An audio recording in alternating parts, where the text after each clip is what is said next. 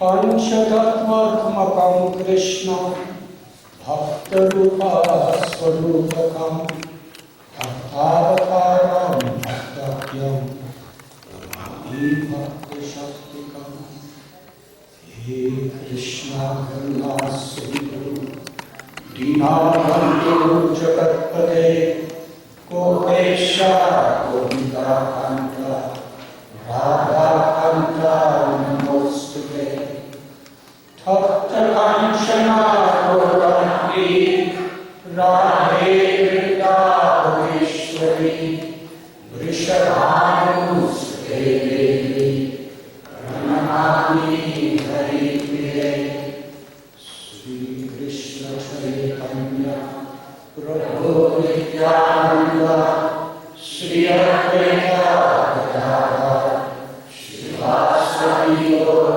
Bhakta-vrinda Hare Krishna Krishna Krishna Hare Hare Hare Rama Rama Rama Hare Hare.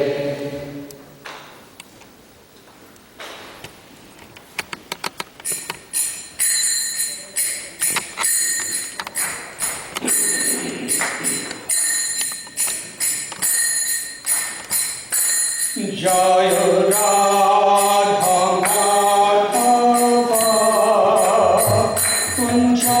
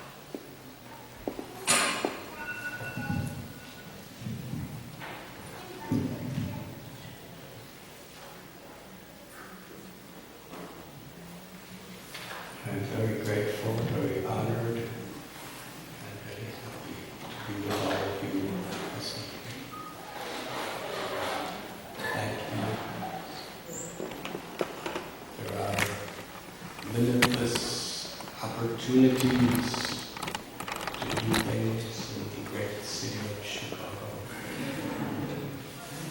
And all the choices you have, you have come here. Thank you very much.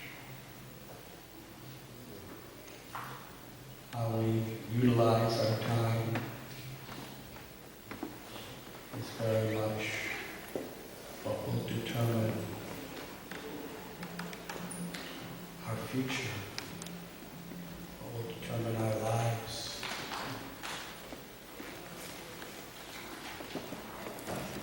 A moment lost can never be recovered. Whether it is business managers or religious saints, people agree on this principle. Time is precious. Ayur Harati Pongsan, the Bhagavatam tells. With every rising and setting of the sun, we are all one day closer to death. But for one who utilizes their time sincerely to remember the Lord, with every rising and setting of the sun, we are one day closer to eternal life. Could everyone hear?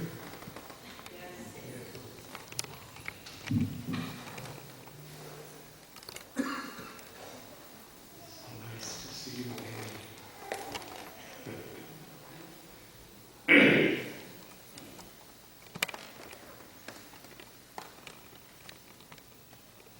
There are so many instructions given by philosophers, through sacred scriptures, through tradition, of how to best utilize our time.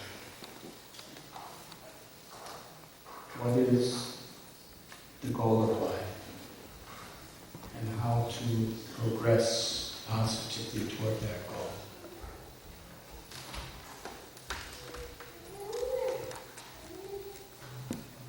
Parikshit Maharaj was a king,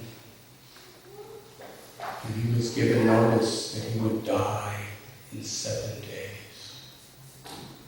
And it was for sure. How did he utilize his time?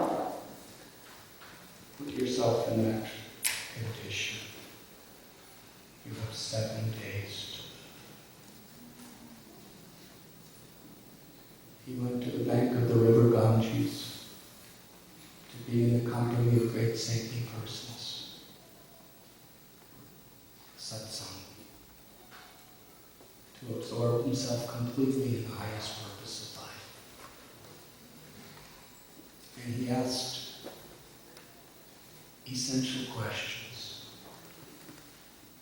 not only in his predicament, but he asked these questions on behalf of all of humanity, for all time.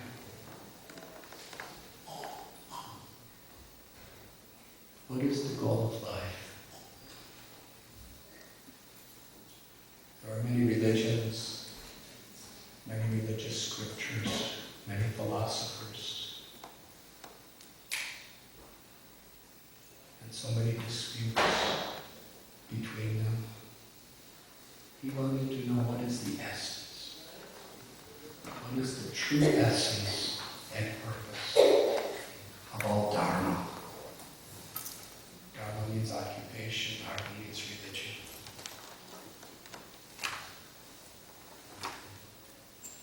What is the highest occupation for all human beings? And what is the primary duty of a person who is about to die? So in this assembly, the greatest rishis, yogis, saints, philosophers of the whole world were gathered. Because when an emperor is passing his last days it's really significant.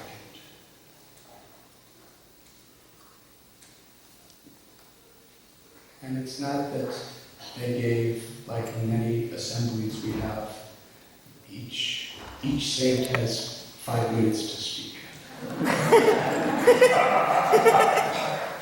And then I've been in so many of these assemblies. And usually the first one speaks 20 minutes. And the next one can't present himself as less, or herself less than the previous one, so it was 25 minutes. And then when time's up, 2/3 of the people didn't speak. So all of the great sages and rishis, they all came together to select one person to speak for the whole 7 days. Vashishta, Vyasdev, Narada, Parasura, Bharadwaj, Ishvamitra. They were all there. And they chose a 16-year-old boy whose name was Shukadeva, because they believed with his simple and pure heart he could present the very essence of all scriptures. The son of Vyasdev. And his speech was written down by his own father, and it became the Srimad Bhagavatam. But how to follow these teachings? Mahadevoyena Katha Sabandha. By following the footsteps of great people, of enlightened people. They set the stage and make it practical in our everyday life.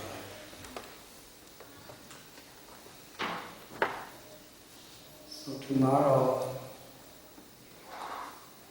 Nityananda Prabhu just announced, is the appearance day of Sri Ramanujacharya.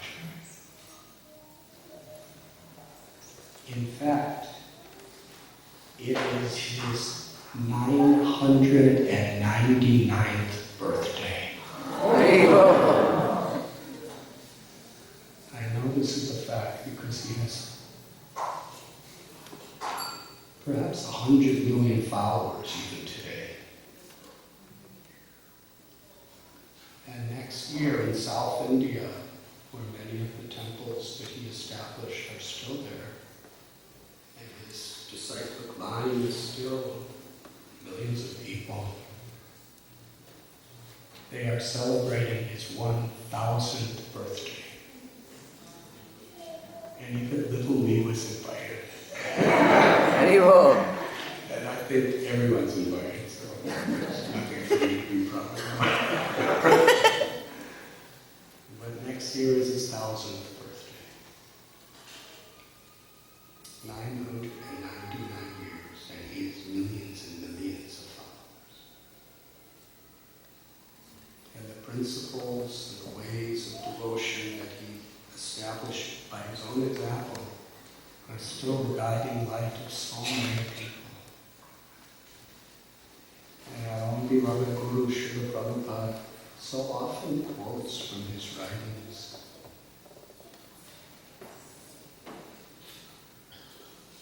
A few years ago, we were in the places established by Ramanujacharya, Guru, his birthplace, and we spoke on his life. And I think we spoke about 4 hours a day for 10 days. I don't want to do that to you. So I'm just going to select a couple little stories that I believe are very inspiring. And also, we cannot imitate great people, but we could follow in their footsteps. Wisdom is to apply knowledge with a very positive and auspicious spirit. Because when we apply the principles with the right spirit, then we get realization. It doesn't just occupy a place in our mind, because there are computers that can bring up so much data instantly. But computers aren't enlightened. They're not self-realized. They just store and manifest data. So that's what the brain and the mind can do.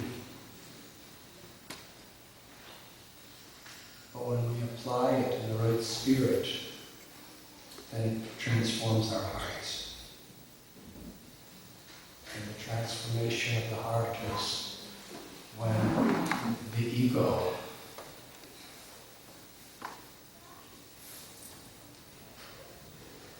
is overcome. And the true nature of the Atma, or the soul, is awakened.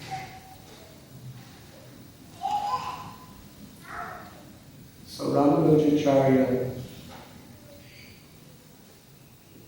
a little later in his life, he became the Acharya, or the spiritual teacher, the guru of a whole lineage of followers.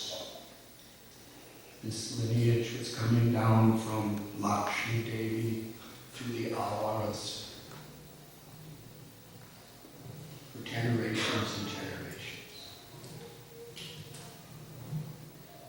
And although he was the primary Acharya, still, he always was in the mode of being a very humble servant of the servant of the servant. And his guru, Ramanujacharya, had passed away before he was initiated. So he took formal initiation from Mahapurna. And he gave such love and respect to Mahapurna. And even though he had so many disciples himself, still he would study from Mahapurna.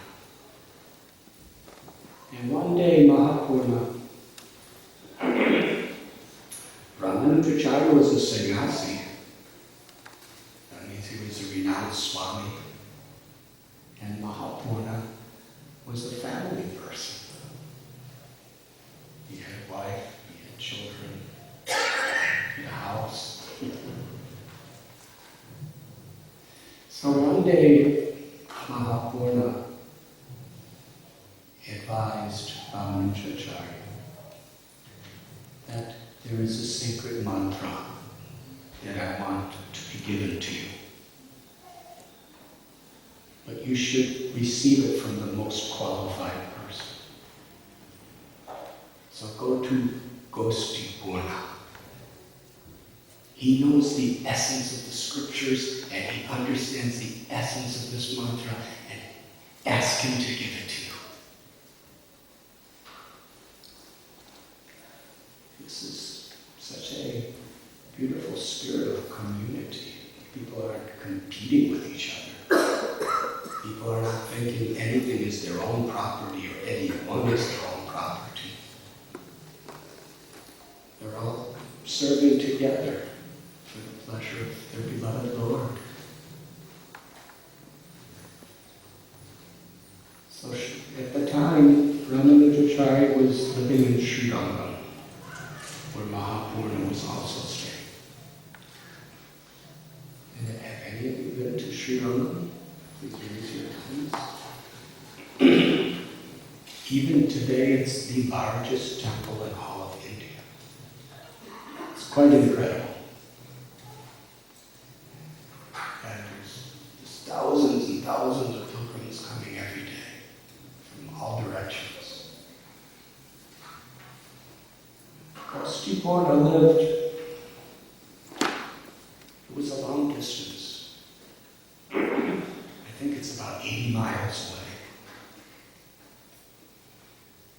is called Tirukotiur. So Ramanujacharya, with two of his own disciples, Dasathi and Kishor, they walked all the way, about 80 miles. They walked all the way there, and he met Goswami in his home, his ashram, and said, my Guru Mahapurna has requested me to come to you to receive the holy mantra. Goswami said that this mantra is very pure, and it cannot be given to anyone whose heart is not completely pure. If there is a tinge of false ego, if there is any inclination for sensory gratification, for followers, for disciples, for prestige, for high knowledge, for yogic siddhis, for liberation, this mantra cannot be given.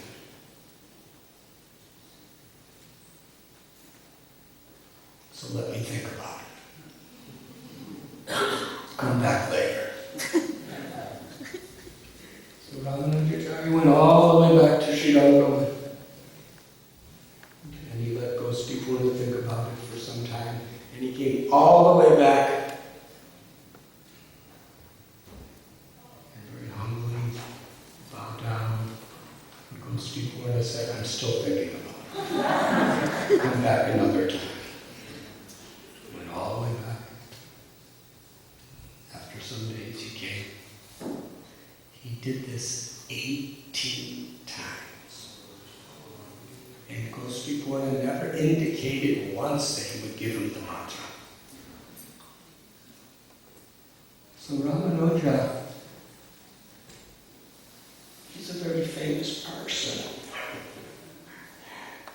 Usually when you have power and you have position, you expect things from people. This is a great downfall in the path of devotion. This idea of entitlement, that I deserve. Detachment is not about not having things. Detachment is about not loving things, but utilizing things to serve people.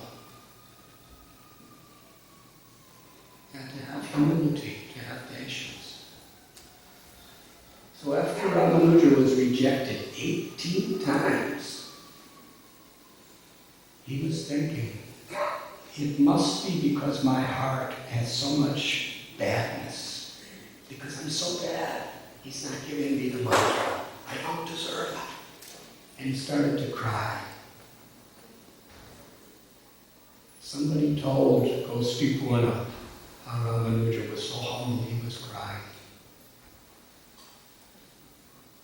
So then Ramanuja came all the way back. And again he asked. And Goswami said, because you are so determined, and you're so enthusiastic, and you're so humble, I will give you the mantra. But I've already explained that this mantra is so powerful that anyone who chants it sincerely will be forever liberated from all sufferings and will attain ecstatic love of God. And after the leaving of this body will attain the ultimate state of liberation. But this mantra should not be heard or spoken by anyone who has any materialistic inclinations. And I see that there is no person in the entire world except you that is fit to receive this mantra. It is my order to you. Chant it personally, sincerely, but never disclose it to anyone else in your life. And then he gave Ramanujacharya the mantra. Now things that come easy are oftentimes taken quite cheaply. Yes? But sometimes when you really have to struggle to get something, you can appreciate its value better. It's a human condition. Sometimes we don't really appreciate another person until they die. We laugh, but it's serious. Then we think, why didn't I appreciate it? Why didn't I say this? Why didn't I do this? Why did I say this? Why did I do this? Because we understand the value of our relationship. So Ramanujacharya, he was really hungry for truth.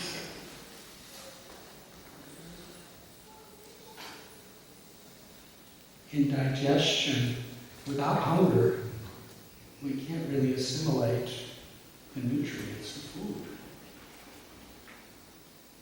But when there's proper hunger, there's the power to digest.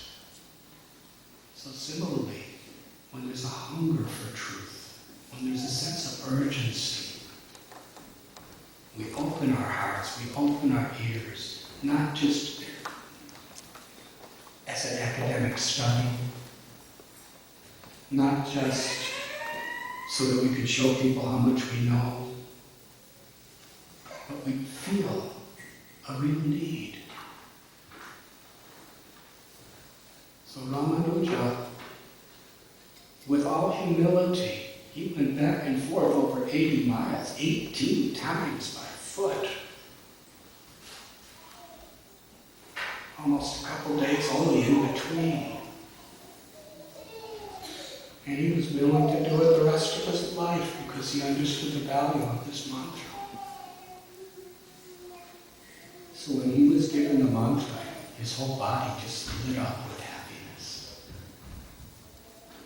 He bowed down to his guru, Goswami. And as he was returning to Sri Rangam, he was thinking of what his guru said.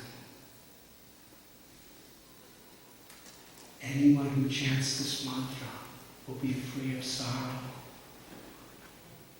will attain the awakening of love of Krishna, Lord Narayan, and will return to the spiritual world after death. And he started to cry. He cried because he was thinking with deep compassion about all living beings who were suffering, who were forgetful of their eternal spiritual nature. In the Bhagavad Gita, Krishna says, Aham bija prata, that I am the father, I am the mother of all living beings. Vidyavanaya sampane brahmane kavyasti sunichaya svapakicha bandhadasana. True knowledge is to see every living being with equal vision. How is that possible? It's only real when we understand who we are. Self-realization. When we understand that we're not this body, but we're in this body. We're not this mind, but we're experiencing life through this mind. If the mind changes, and the body changes, but we remain the witness. From childhood to youth to old age, it's this thing, me. Who am I? The Bible tells, what profiteth a man who gains the whole world, loses their own eternal soul. Krishna tells in Gita, yajyatvam nakunamoham evam yashashi.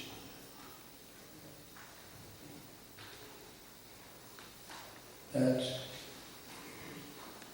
when one understands the truth, one sees, Krishna says, that all living beings are in me and are of me and are mine.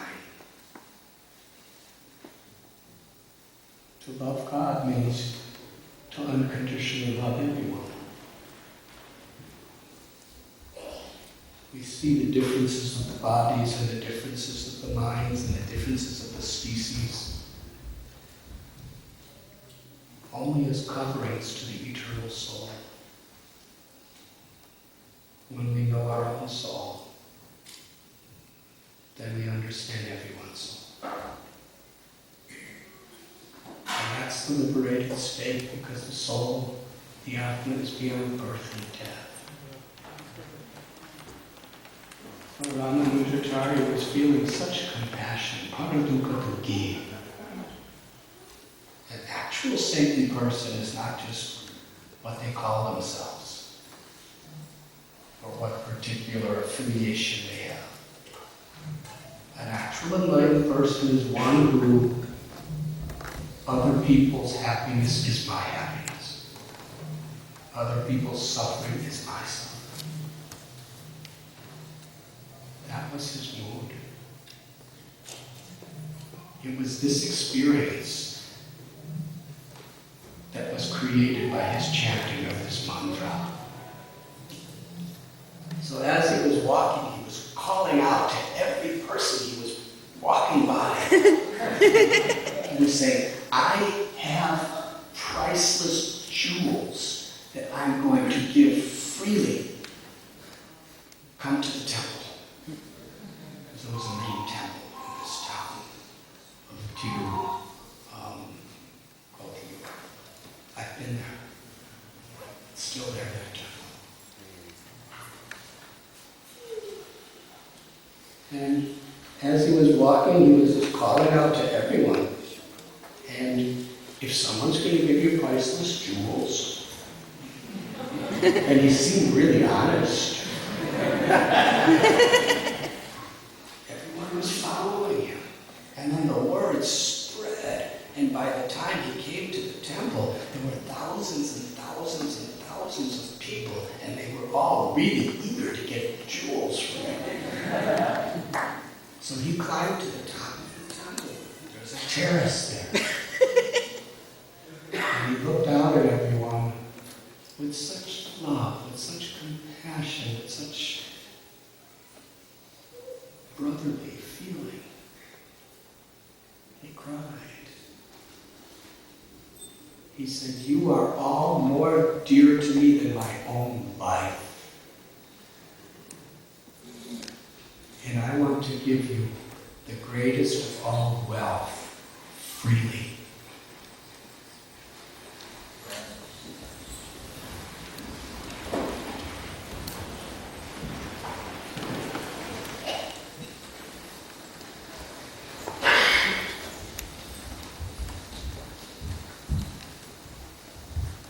And he asked if everyone would accept it. And everyone was calling out, yes, yes, we are very eager to accept.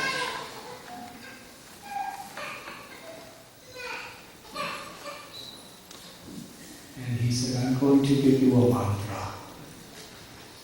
And whoever chants this mantra, all their innermost desires will be fulfilled. Now please hear carefully, he called out, and repeat after me. And everyone raised their arms like this.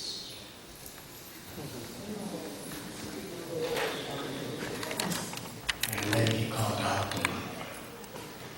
Om Namo Narayanaya. Everyone. Om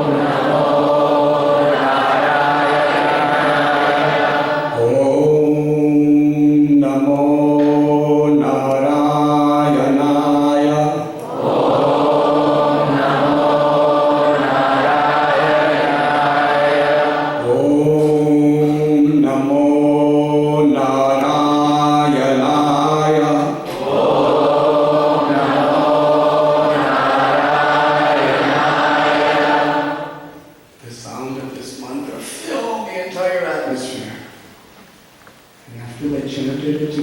3 times they looked at each other. And they weren't seeing each other as male or female. They weren't seeing each other as high caste or low caste or rich or poor. They were seeing each other as beautiful parts of Krishna, beautiful parts of God. And they were embracing each other and they were so happy. And they all were in line to bow down to Ramanujacharya. They felt that they were no longer in this material world.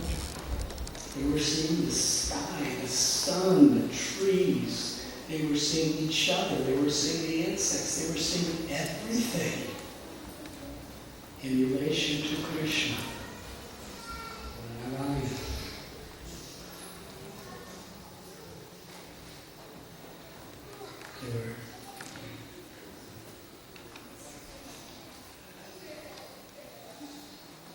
They were completely grateful that they had received the ultimate wealth, the awakening of ecstatic love for Krishna from their hearts. Seeing how happy they all were, Ramanuja was feeling so blissful that he wanted to go back and thank his guru for giving him the mantra. So he returned to Goswami's ashram and he bowed down. Goswami, he told Ramanujacharya minutes before, never tell anyone your whole life.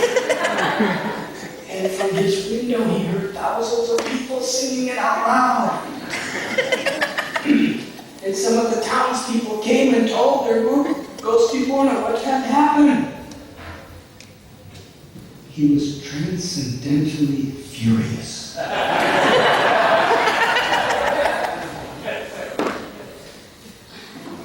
Goswami looked at Ramanuja and said, "Get out of this place. I never want to see your impious face again, ever. Get out. You received this mantra with the order not to give it to anyone, and now you have ruined everything by giving it to anyone and everyone. Get out from here." And then he said, because of this offense, you will have to suffer continuous hellish conditions.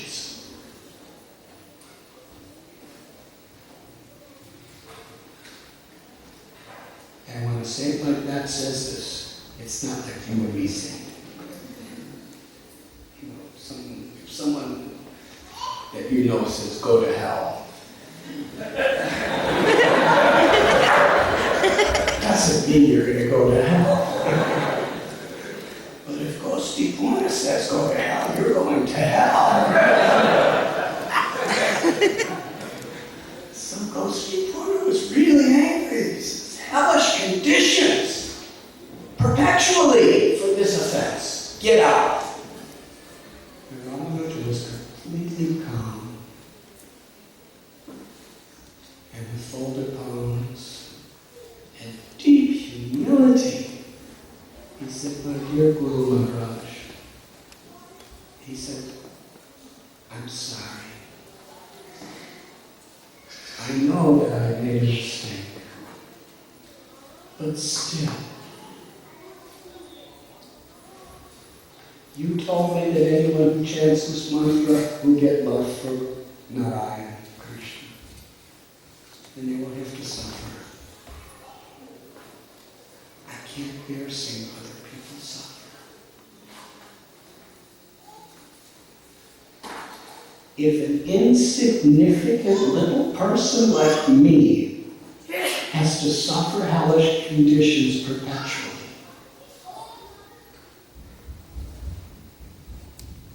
so that thousands and thousands of people could be happy with Krishna, then I consider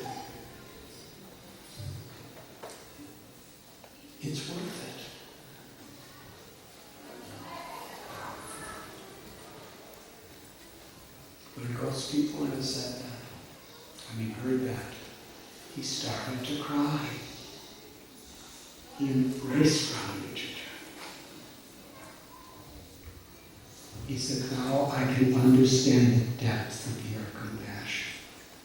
You have truly understood the spirit of this mantra. You have truly understood the purpose of life. He said, you are a great person. Ghost people said, from this day on, you are my guru, and I am your disciple. I'm just a common man.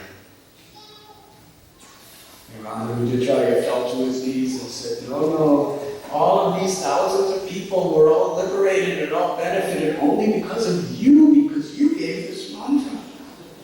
I am your humble servant forever. And in this way they were embracing and crying, and everything was famous.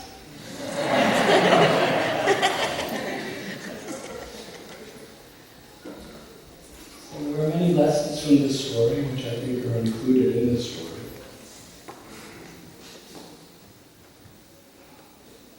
But what is the spirit of devotion?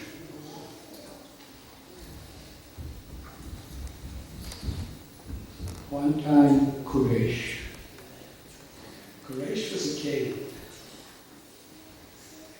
and he used to open the doors of his palace to give charity, anything anyone wanted materially, from sunrise till late at night. But it's a long story. Somehow or other, he started thinking that, I'm becoming proud that I'm giving material things to people. So he gave up his palace, he gave up his kingdom, he gave up everything. And his wife, Andal, was completely just like him. And they just went to live in the forest. And ultimately, they came to Ramanujacharya and lived at Sri Lanka. So Quraysh one day came to Ramanuja and said, please explain to me the essence of the verse in Bhagavad Gita, which is really the essence of bhakti. Sarvadharman parityajya mamekam sharanam praja aham tvam sarvapapebhyo moksharishyami vasaja. This verse is a culmination of the 700 verses of Sri Bhagavad Gita. Krishna tells, abandon all varieties of dharma and just surrender to me, Sharanagati. And I shall protect you from all reactions of all immoral or sinful acts. You have nothing to fear. Now we learn the verse and we think we know it. But what is the value? What is the sacredness that we should appreciate about the gifts we're given?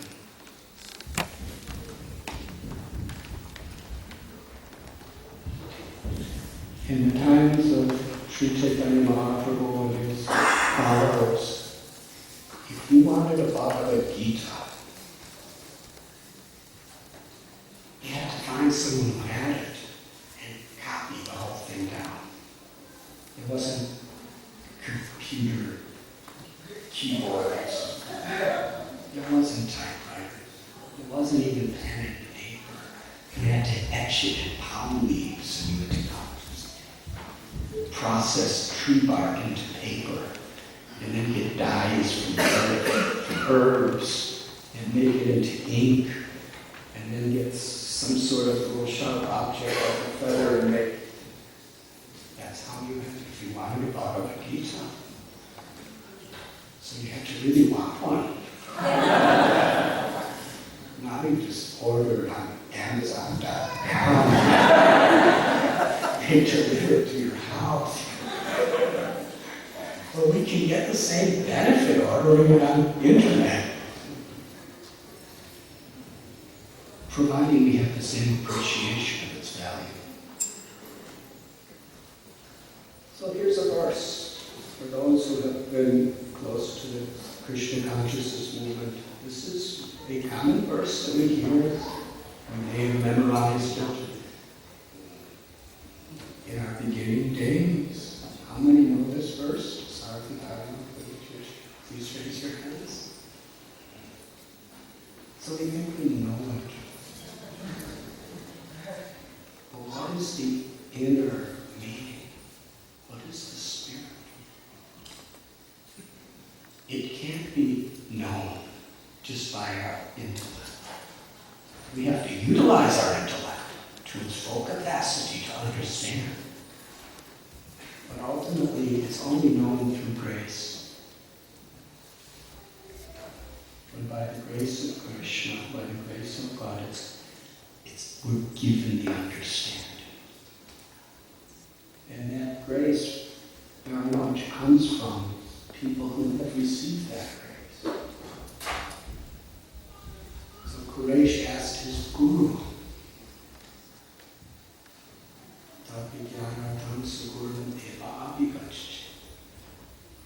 can you please explain this essential verse?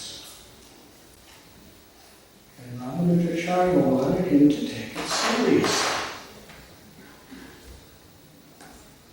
And he said, you will have to, and he gave him so many different items.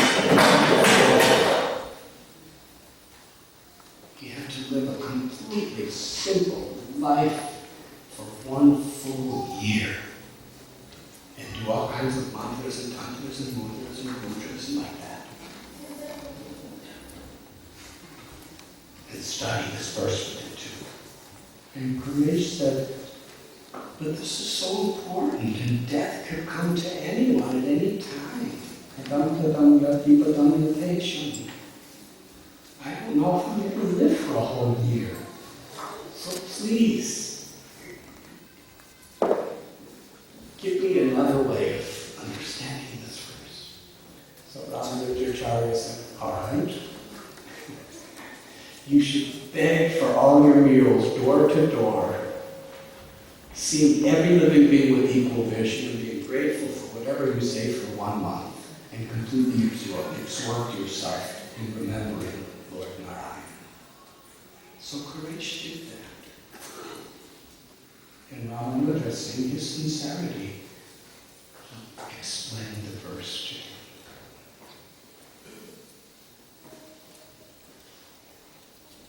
Now there's like podcasts. You just explain this verse to me. Yes. It's on my app.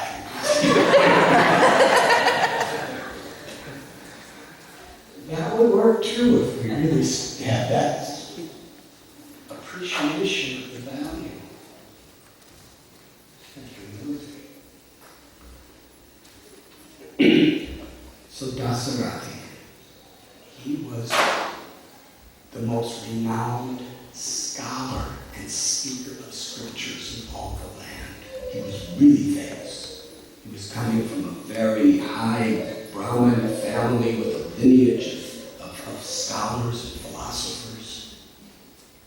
And he was the best among anyone. He was a disciple of Ramanuja. He asked Ramanuja, please explain the meaning of the verse, Sarvadharman Parityasya, as you did to Quraysh. It's not that the same medicine applies to everyone. He saw in Quraysh total humility. Ramanuja saw in Dasathi perhaps 95% humility, but because he was such a famous orator and such a profoundly gifted scholar, and he was coming from such an esteemed, aristocratic Brahmin family, there was some pride in his heart. And he couldn't really understand the verse until that was removed. So Ramanuja told him, you should go to Tirupati, where my guru, Kosti, is. And you should learn from him.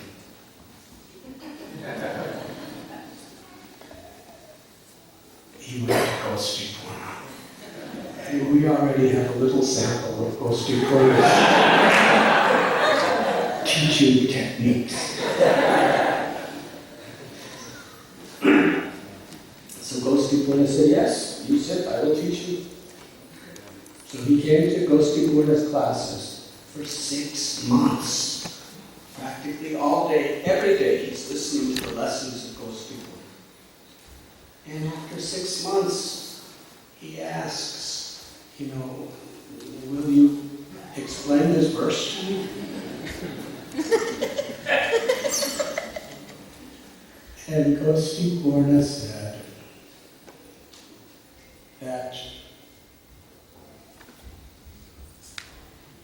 one is not qualified to understand this if they have any attachment to their fame, to their prestige, to their beauty, to their academic learning, to their influence over other people. These things affect us like a dark cloud of ego that covers the sun. He said, therefore, you're not qualified to heaven. You should go back to your guru Ramanuja and ask him to teach you. Now, a scholar like this, if he was just an ordinary person, he said, I think I'm going to get another guru. No, that didn't even cross his mind. He went back to Ramanuja. And Ramanuja said, so, what? You taught you the mantra? And he said, no. He said, but you were away for 6 months. He said, I listened to classes for 6 months, and then he told me I'm not qualified, and I came proud, and he told me to come back to you. And he said, you would give it to me. Just at that point, a young lady, her name is Atulai, she came into Ramanuja's little ashram. She was crying. She was really in a pathetic state of anguish. And she happened to be the daughter of Mahapurna. Mahapurna is one of the gurus of Ramanuja. So Atulai said, Ramanuja said, what's happened to you? She said, my in-laws, they're so mean to me. She said, I'm living with my husband, my in-laws, and every day my mother-in-law, she makes me walk about 10 kilometers to a well to get water.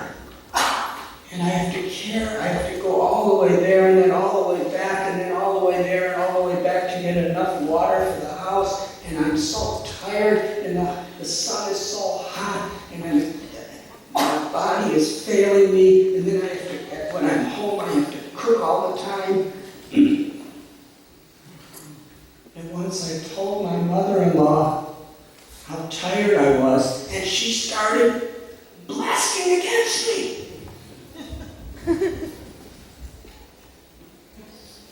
She said, who do you think you are? You want me to hire someone to get the water and do all the cooking so you could just sit around and do nothing? You are simply lazy. Go out and do your service. She said, I tried, but I just can't do it. Emotionally and physically, I'm crushed. So I went to my father, Mahapurna. said, please help me, I can't live like this. And you know what he told me? He said, go tell your problems to Ramanuja.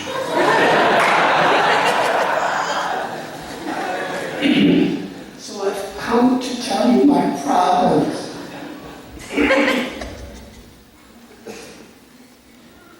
And Ramanuja just very naturally replied. He saw Dasathi. He was the only other person in the room. He was waiting for an answer. He was waiting for an explanation to the verse. Ramanuja said, oh, this Brahmin here, Dasathi, he will come with you and he will carry all the water and he will do all the things.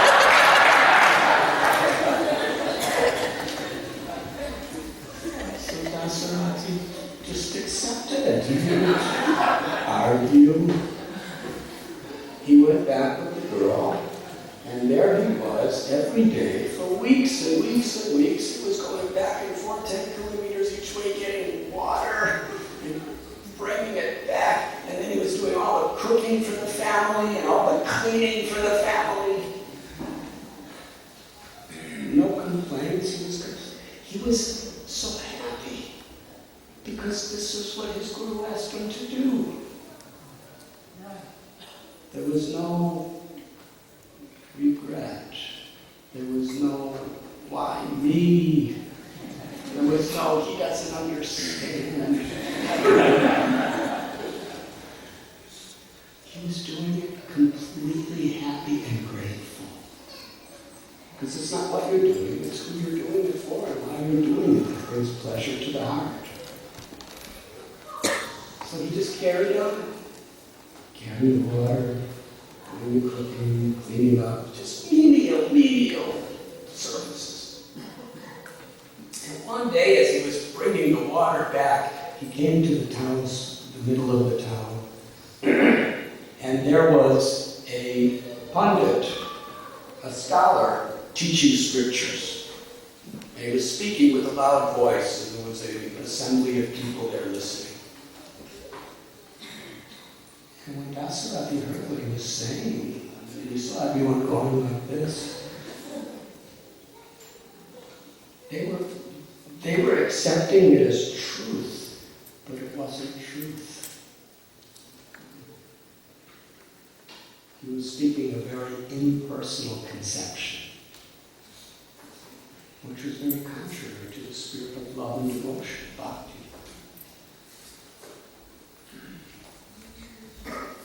So Dasathi, out of compassion for everybody, very respectfully, when there was a pause, he pointed out how this was not correct. Oh, that speaker became wild with anger. He started screaming, just see how Kali, the age of darkness, has taken over. Who are you to tell me? I am Brahmin, I am scholar, I am pundit, and you are a crook and a water carrier. What right do you have to speak on scriptures in the presence of me? And he went in a tirade, and everybody was looking at Dasathi like he was really a villain. And Dasathi was completely calm and very patient and very respectfully. He explained in detail what he was saying, and he explained the truth. It was so eloquent, so sweet, so poetic, so concise, so deeply based on the knowledge of the scriptures and philosophy and logic and the saints, that everyone there, they were shocked. Every day we just see you carrying water and sweeping floors and cooking and cutting. It was unbelievable. Everyone bowed down to him. And the pundit, the speaker, when he heard this explanation, he came down from his high position and bowed down to him and said, I'm sorry. Whatever you're saying is absolutely correct. I was wrong. But you You have enlightened me. And he asked, and everyone was asking, how is it possible that a sweeper and a water carrier and a cutter of vegetables could possibly be so learned and so realized? What are you doing? You should be giving lectures. You shouldn't be serving somebody else's mother-in-law.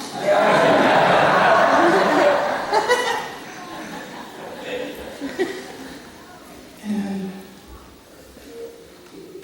Dasathi replied, no, I'm very happy because my guru has told me to do this. And then they understood. He was the great, famous Dasathi. People would travel hundreds and hundreds of miles, thousands of miles to hear him speak when he was giving lectures. They had, what are you doing here? Your guru told you to be here. So all the leaders of the town walked all the way to Sri Lanka and went to Ramanuja and said, please, he shouldn't be doing this. Dasathi, he's sweeping floors and cleaning floors and water. He doesn't have any false ego. He's genuinely humble. Please let him come back to your ashram. And when Ramanuja heard about Dasathi's character, he was so pleased. He said to the townspeople, I will go with you. And Ramanuja walked all the way to that village. And when he saw Dasathi, Ramanuja embraced him. He said, please come home. And that day he explained to him the inner meaning. Sarva dharma parityaja mam ekam sharanam vraja aham tvam sarva bhavebhyo mokshaye samah. And he understood it. He realized it. For Ramanuja, he performed this beautiful pastime not only for Dasathi, but for all of us and for everyone.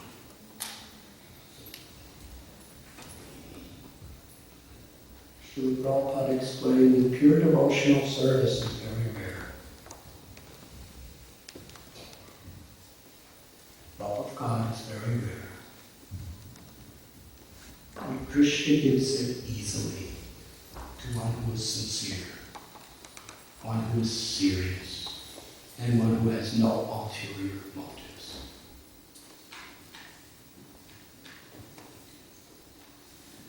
I'll end with one more story. Do I have time? Yes, Lord.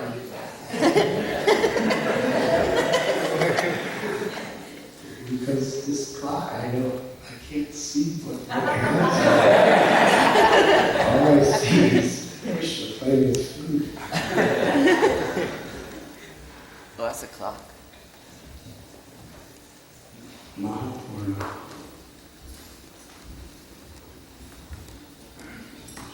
One of his students died. And the student was from the lowest caste. And in India in those days, the caste system had influence. It still does. But Vaishnavism is to understand the soul beyond and to recognize people according to their character, not according to their external features.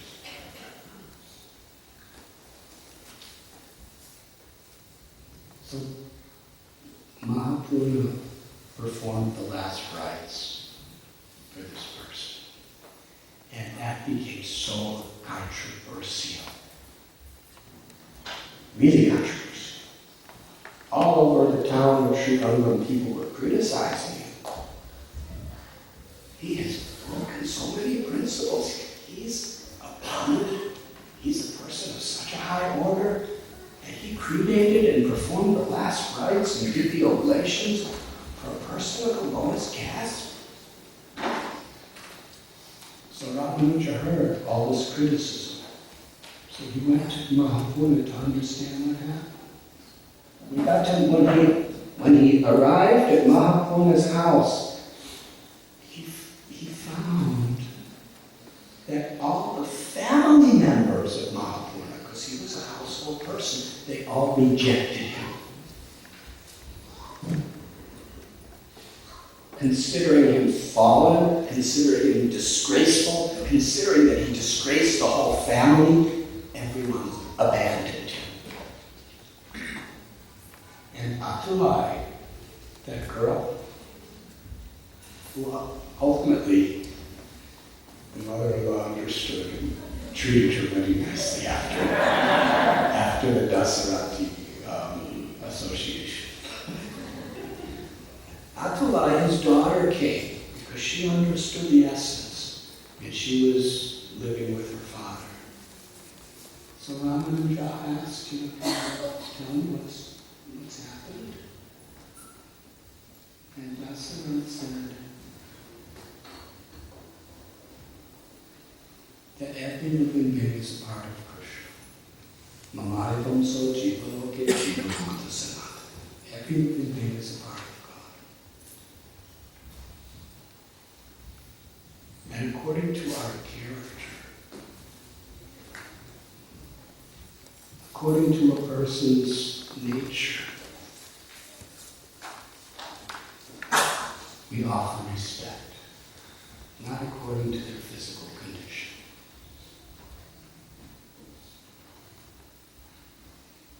He said, according to the Dharma Shastras, I have made an offense.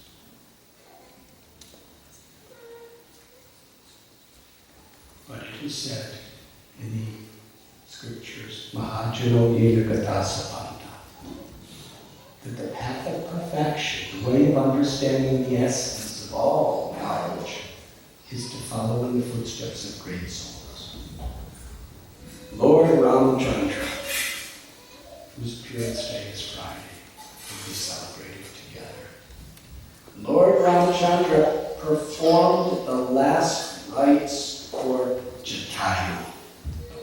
Jatayu was a bird. Not only was he a bird, he was a vulture. Why? Ramachandra embraced him, offered oblations for him, performed all the ceremonies because of his devotion, because of his love, whatever his body may be. And Yudhisthira Maharaj, he embraced and honored and gave the highest worship to Vidura, who was also of a lower social position.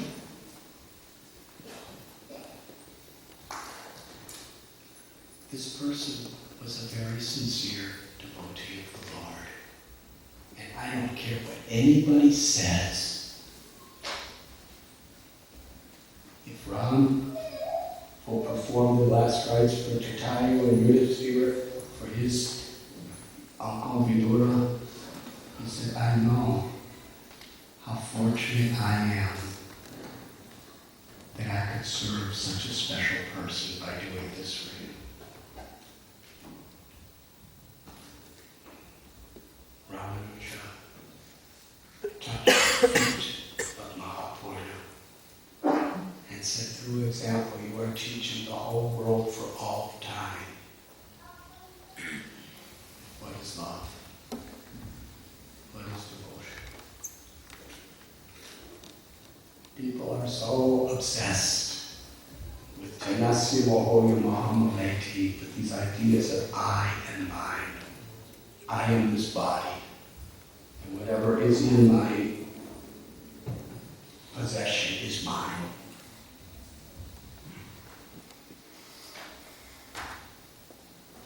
And when we think like this, then we become envious, and we become jealous if somebody else has more than me.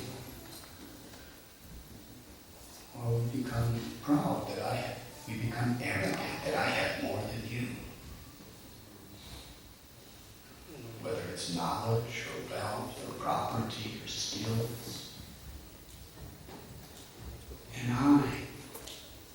I'm thinking, I'm male and I'm Caucasian. And the propensity is, we see people, if I'm thinking this is me, I'm thinking you're male or female, black or white, or red or yellow or brown. Or I am Hindu. That means you're Muslim or you're Christian or you're Jewish or you're Jain or you're Parsi or you're Buddhist or you're agnostic or you're atheist. I'm American. You are Russian. Or I am Indian and you are Pakistani.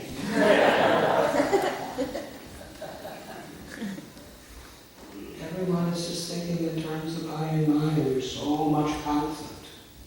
This is my nation, this is my... And as long as we have this concept, we really can't be good leaders.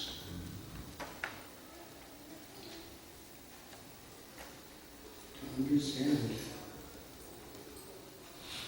that I'm an eternal servant of the Supreme. Jiva Svara Krishna Nityadas. I'm an eternal servant of God. I'm a child of God. I'm a part of God. I love God. When you water the root of the tree, that water extends to every part of the tree. When we love Krishna, when we love the Supreme with many names, who has appeared in many ways over history, when we have that love awakened in our heart, then it naturally extends toward everyone. And not only that, Sarvaloka Maheshwara. We see that everything is the property of the divine beloved. We are not proprietors. We are caretakers of sacred property. The purpose of religion, the purpose of yoga, the purpose of spirituality is teaching us how to live in such a way that our words, our actions, our thoughts are in harmony with the will of the Supreme Beloved, of Krishna. And what is that will? To live in a spirit of devotion, to live in a spirit of compassion. Samsavira Haritosh.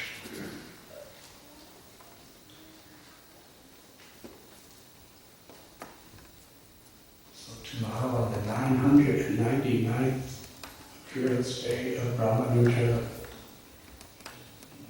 perhaps we can remember some of these teachings. Thank you very much.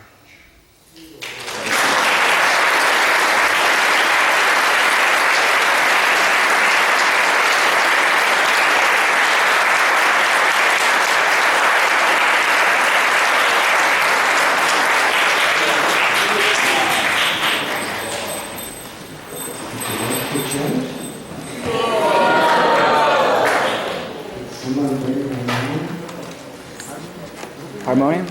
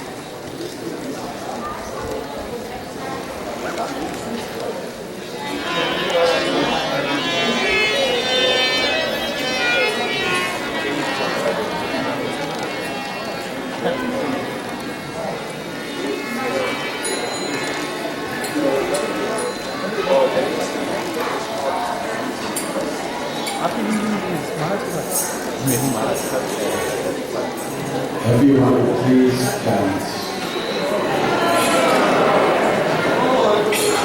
Sri Krishna Chaitanya Prabhu Nityananda Sri Advaita Gadadhara Srivasadi Gaura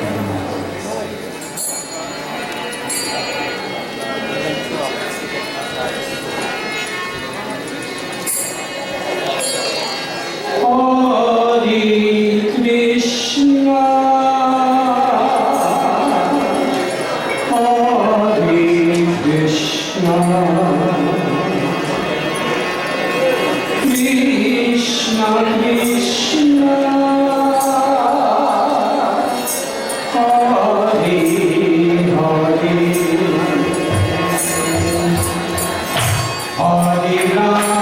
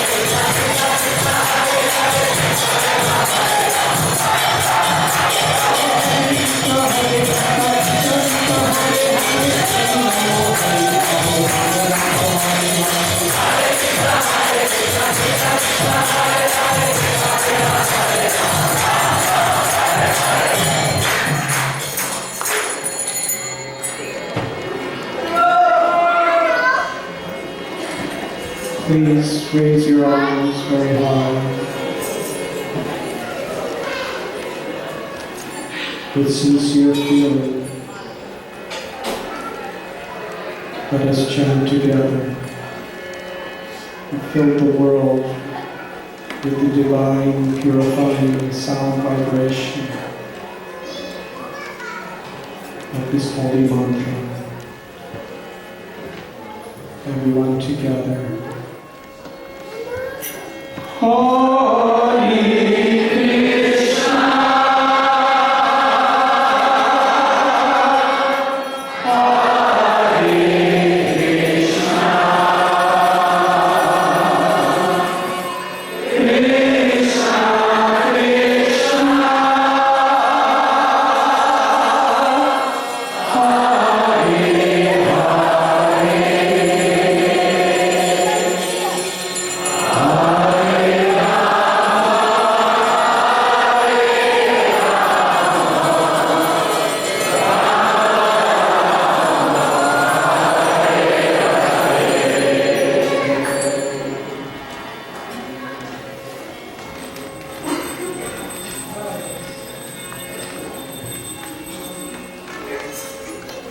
with one voice, with one heart,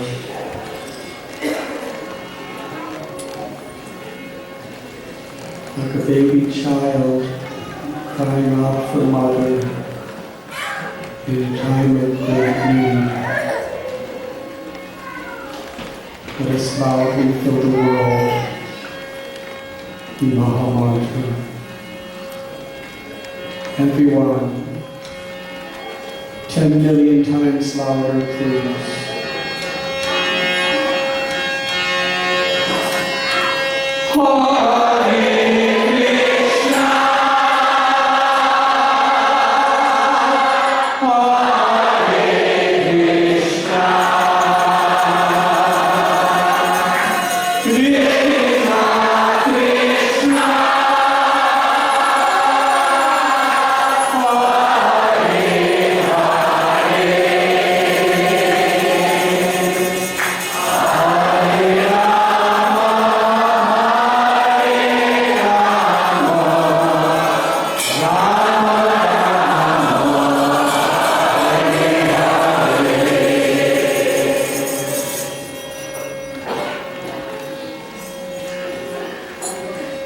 One more time, please.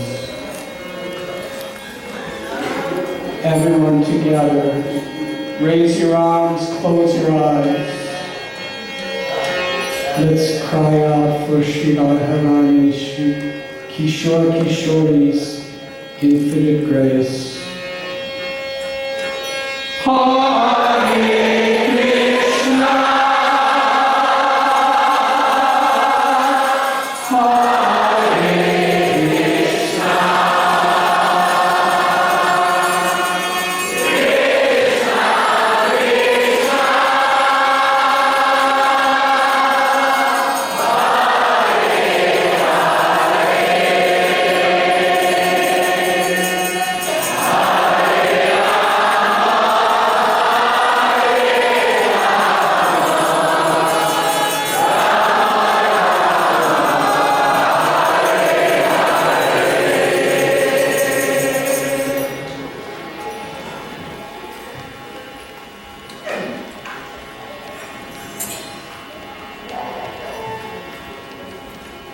Sri Harinam Sankirtan ki, Srila Prabhupada ki, Ananti Koti Vaishnava Vrinda ki,